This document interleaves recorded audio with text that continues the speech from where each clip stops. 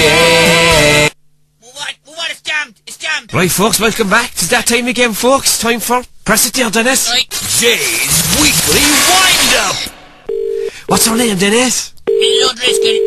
What is she, 68 or something, is she? 74. Brilliant. Will we see this now? Folks, we had an unbelievable response here to last week's wind-up. I rang this chunk fella. I was after pretending I'm after running over a dog and me jam. He was devastated. It was hilarious, wasn't it, Dennis? Side splitting.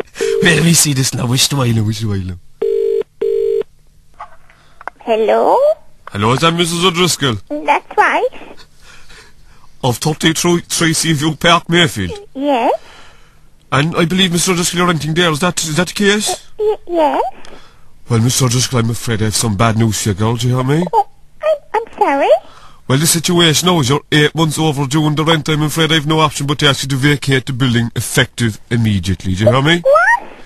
Well, we're looking at prosecuting the eviction now, Mrs. O'Driscoll, the next couple of hours. Do you hear me? So if you could mind packing your personal effects. But I pay my rent every Lying is month. not an option now, Mrs. O'Driscoll.